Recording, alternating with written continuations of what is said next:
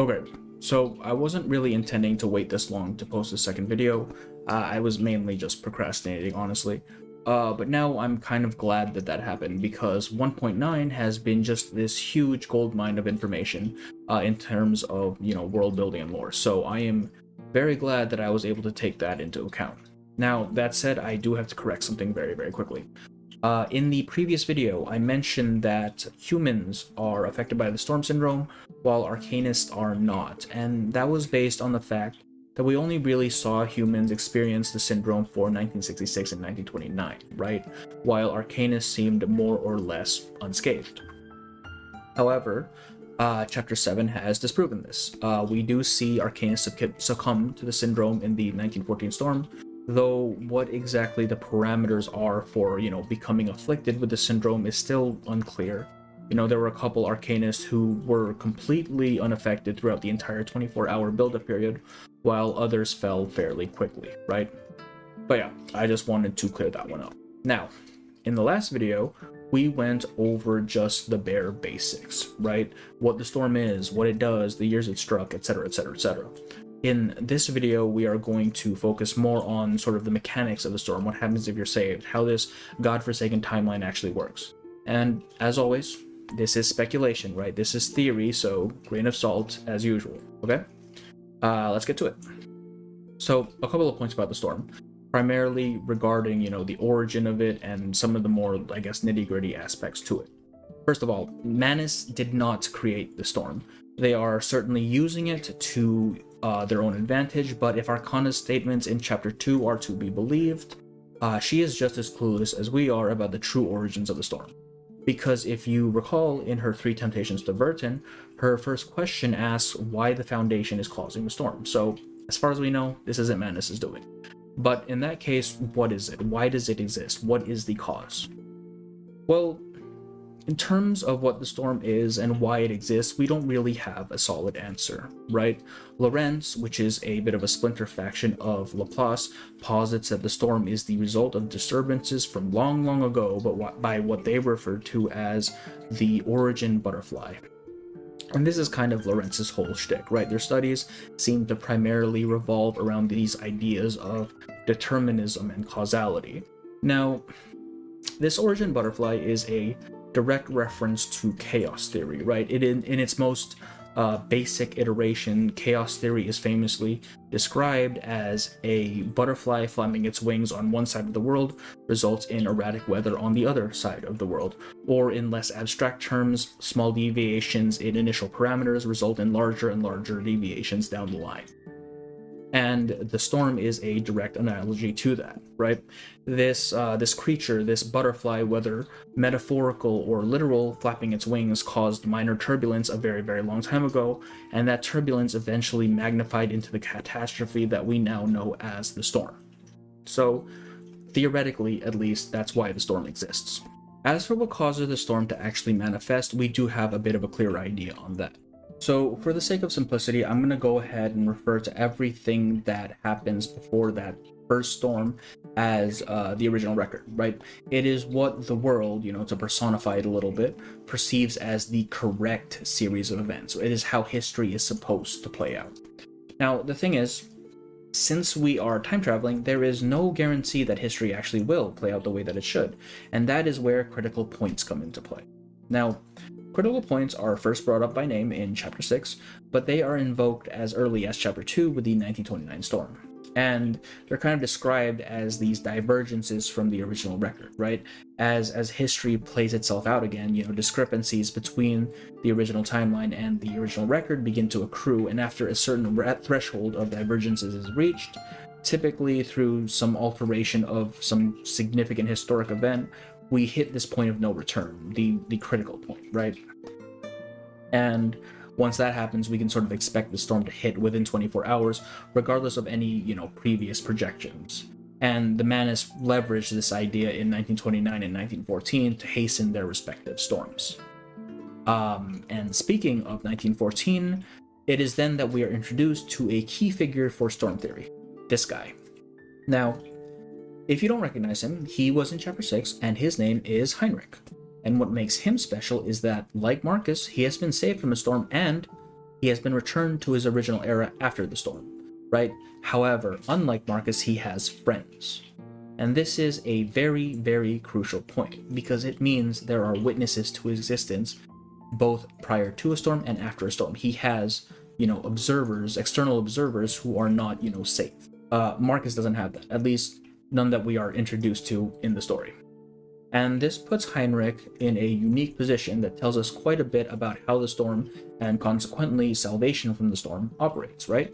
So in her account of the 1999 storm in chapter 5.5, Greta brings up a very interesting fact, right? She brings up the fact that none of the survivors of that first storm could find a younger version of themselves in 1996. And this could imply some things. It could mean that those saved from the storm are struck from the record entirely. Time no longer recognizes their existence. They have been plucked out of the timeline. However, we know this isn't the case, as people still have their memory of Greta in 1996, right? Confirming that she did continue to exist. She didn't just, pop up out of nowhere with no prior history. On the other hand, it could mean that the saved version of themselves overwrites the existing version within that era, which isn't, too unreasonable of a guess. And I think this is probably the one that most people sort of gravitated to at the time. However, with chapter 6, we have some new information. You see, Heinrich was saved in the 1912 storm, right? From there, he was stormed to 1966, then to 1929, and then eventually back to 1913, where he returned to Vienna, meaning in the chronological sequence, we have a 1-year interval, 1912 to 1913, in which he is unaccounted for. Yep. Now, Heinrich's existence prior to the storm is verified, right? And people retain memory of him in the era afterwards. That's fine. We already knew that that would be the case from Greta's account. But what's important is the interim, that 1 year, right? Kokania mentions that Heinrich had suddenly vanished off to Berlin for a year, right? And was only now returned to Vienna. But we know that's not the case. We know that he had been off traipsing around in different eras with Arcana and Forget-Me-Not for the last year. But this does tell us two things. First, in all likelihood, those saved are removed from the timeline as we had initially posited. However, it's a very selective removal, right? It is a removal from the point in which they are saved to the point in which they enter the new era. So, for example, that storm which took us from 1912 to 1966 means that Heinrich hadn't existed within the timeline for over 40 years, right? Then from 1966, we go to 1929. And then relative to 1912, that is 17 years. And then now that we're in 1913, it's 1 year, which we are explicitly told. The second thing that this tells us is that although we are storming off to sort of these individual points in the timeline, history seems to continue to unfold, or at least a simulation of history seems to unfold between eras. Kakania recognizes that time has passed, right? She recalls a year in which Heinrich was not around, but there's really no reason for her to recall this. This isn't something that should have occurred in the original record. It only occurred because of the storm, right? He only left because he was saved. And what this means is that his absence actually affects the outcome of an era beyond what the storm is able to actually rectify, right? It cannot revert the timeline to its original state because an element is missing. Something that was supposed to be there no longer is. And the result of that discrepancy is reflected in the final product, albeit on a very, very small scale. And I mean, this does seem minor, right? But what this implies is that after that first storm in 1999, every other storm to follow is inevitable. It's always was going to happen. It's just a question of when. Because if we are to just, look back on it all, right? 1, we can reasonably assume that those saved from the storm are removed from time until they pop up in another era. That's Heinrich. 2, by Lorentz's model, minor divergences coalesce into larger divergences over time, right? That's chaos theory. And 3, large divergences from the original record will eventually bring about a storm, critical points. Well, a person being removed from the record is a minor divergence, right? The things that they were supposed to have done or affected or accomplished in the years that they had been struck from the record simply could not have been done. They weren't there. And as we've seen, the new era we drop in will adjust accordingly. And that's just for one person. Consider the fact that there are locations all around the world that are insulated from the storm. You've got Apiron, Uluru, Pay City, Manus, the Foundation, the Suitcase, all of these places harboring a fair number of people. Well, each of these individual people are minor divergences on their own. Ostensibly, these people existed in the world proper at some point, only to vanish into a safe zone come the storm. Each of these people are a whole chain of causality that can no longer unfold as it should. So, the very nature of these storm-safe sites invites divergences. It enables and amplifies them just by being there. And the fact that these areas exist puts us in this strange position where, the more people we save, the bigger divergences we create, and the worse we actually wind up making things. And in this context, Arcana's first question actually makes some sense, just not in the way that we had initially assumed. What is the ultimate purpose for the Foundation to create the storm? Well, we're not, right? At least not intentionally. But every time we drag someone out of the timeline to save them, we hasten a new storm. If it's to be taken in this context, then the implication behind her words becomes less, why are you doing this? And more, do you even realize what you're doing? She's making a mockery of us. It also explains the no interference policy that the Foundation has adopted. Repeatedly, Hoffman reminds Marcus that interfering could bring about the critical point sooner, and at the time the assumption is that we may inadvertently affect something large enough to cause destabilization, but realistically any interference would contribute, right? No matter how small. Magnify that across all Foundation operatives and it becomes pretty clear why they would want to take this stance. Arcanists, for the most part, are fairly valuable to us, right? We have a manpower shortage in that regard, but as for the rest, we really can't afford to save them, hence the no interference policy. And I mean, this is all operating under the assumption of minor divergence, right? People whose impact on the world at large, whose impact on the timeline is relatively minimal. Well, what happens if someone significant is removed from time? We kidnap a certain Austrian fella in the 1930s, and suddenly a whole world war doesn't happen, right? Nuclear weapons are never developed. The Cold War has no reason to begin. If we get stormed to any era after the 1940s, that's almost guaranteed to be an immediate critical point. The early start of the Great War in 1914 caused a point to manifest in Vienna. What more if a major war is prevented entirely? It could be that entire blocks of time no longer become feasible to inhabit due to just how quickly they get stormed away, right? You enter an era only for your 24-hour warning to go off immediately. And it's not even that, right? Even just accruing these minor changes over the course of our journey could result in some kind of feedback loop. Saving people results in the storm arriving sooner, which results in, saving people, which results in the storm arriving sooner. You rinse and you repeat until we've hit some kind of temporal apocalypse. Far-fetched, but, interesting to think about. And, while we're on the topic of far-fetched, I do want to bring up an idea. I don't think it's likely to happen, but if it does, I want to be able to say I told you so. Okay? Now, there is potential, I think, for a Steins Gate type of occurrence. And if you're not familiar with Steins Gate, it is a time travel anime in which, at one point after making all of these changes to the timeline, making his friends' lives better, the main character realizes that the only way to reach his desired endpoint is to undo all of those changes, to revert the timeline to its original state. Do you see where I'm going with this? Vertin has toiled endlessly in order to save as many people as possible. How ironic would it be if, at the end of everything, the only way for her to stop a catastrophe is to undo it all, return the world to its original state, and the storm stop. It'd be a rehash of Chapter 3, but this time, instead of just a few of her friends, she'd have to throw everything back into the storm. And even then, she is a walking anomaly, a self-contained divergence, just due to her own nature, right? And then some bullshit happens that lets her sidestep all of that because power of friendship or something. I don't know. Now, is that likely to happen? No, absolutely not. But I would love to see it. It sounds very interesting. But yeah, no, we're getting kind of close to the end here. One final point before we finish up.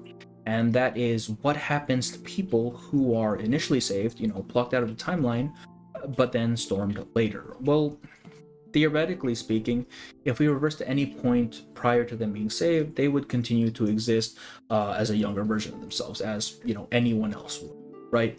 But what happens if they never existed in the timeline to begin with? Well, Chapter 7 answers that. You see, at the end of Chapter 7, driven to extremes by their broken faith, many of the people of Epiron choose to reverse themselves. They go out onto the beach, which is no longer protected from the storm, and they have a fun little cookout accompanied by very, very unsuiting music for what is about to happen. right? They sing and they dance and they eat and then they get erased. The thing is, the era we arrive in after that storm is 1990. We know Apiron existed in 1990, right? We know that versions of these people existed in 1990. Despite this, we are given no indication that they exist now that the storm has, calmed down. And if we look at all the points we've gathered throughout this video, we can kind of put together why. Apiron was a storm-safe site, and we know that within storm-safe sites, objects and matter are pulled out of the record, at least to some limited degree. Well, what is a location if not a collection of objects and matter making up, bigger and more recognizable forms of objects and matter? That is to say, Apiron itself and everything and everyone on it has been pulled out of time ever since the colony's inception several thousand years ago. In the eyes of history, this island never existed. In fact, the only times that it does exist is when the storm settles down and we are deposited into a new era, right? I imagine that from the point of view of the original record, this location for the most part is just an empty space. And this could explain why Apiron is stated to magically phase into existence in 1913. It's not that humans were being warded away from it, it's that the island literally did not exist until we landed in that era, right? And all of these people who were born on the island, who have spent their entire lives on Apiron, they don't exist. They never existed. They are strange to the record. They were never inducted within it. So when the storm comes and they are reversed, well, there is no prior save state for them to back up from. They're gone for good. And this causes 37 and 6 and all of the other survivors' existences to be somewhat anomalous, right? As they no longer have ancestors or family histories. They are basically orphans in time with no history behind them. But as we learned in the live stream, there's no conflict. Erasing their past will not erase them in the present for whatever reason. The grandfather paradox doesn't come into play. As for why the island itself still exists, first of all, 6 was able to stabilize portions of the protection, so, some of it is still safe, at least. And more than that, I imagine the landmass itself predates any notion of storm protection, especially if these protections are fueled by belief or faith, right? Because those require people, and people have only inhabited Apiron for a couple thousand years. In terms of geologic time, a couple thousand years is really nothing. The only exception to all of this is Marta, right? She is a stranger to the island. Like Sophia, she came to the island from the outside. That means she has an established history in the original record, and that a younger her has to exist somewhere out here, right? Meaning that the Basmert is Marta theory isn't completely dead in the water just yet. We just need the storm to bring us to an era before Marta came to Apiron. But yeah, if you didn't exist in the timeline prior, of course you're not going to come back after you're reversed, right? There's nothing to come back. And that's basically it, right? That's the storm, the most frustratingly convoluted segment of our lore. And that is about it. I did have a couple other theories, one about ley lines and one about alternate timelines and all of that. But they didn't really have any basis behind them. It was basically just spitballing at that point with no real evidence to back it up. So I chose to not include it, especially since I couldn't really figure out how to fit it in to the rest of this. So I chose to withhold. Yeah. The video's pretty much over at this point, but I will be shilling in a bit. So if you don't really care for that, now would be a good time to leave. Thank you for coming in. Thank you for watching. And I hope to see you on the next one, alright? Alright. I'm a little bit uncomfortable with self-promotion. I was raised with the mindset of don't be a nuisance, but I will not lie, I like cash. And it'd be super helpful if this channel could pull in a little bit of it, right? So, if you are feeling inclined, a link to the Patreon is down in the description below. I don't really like the subscription model, but, if you want to support, chuck some money that way. Don't feel obliged, don't feel pressured, and most importantly, if you do choose to sign up and don't want it later, do not forget to cancel so you're not just hemorrhaging money, right? That's it. Thank you to Ayn Rand Paul Ryan, who has been a Patreon for a fair while now. I always appreciate it. And for the rest of you, thank you again. Thank you for showing up, and thank you for watching. I will see you on the next one. Yeah, bye-bye.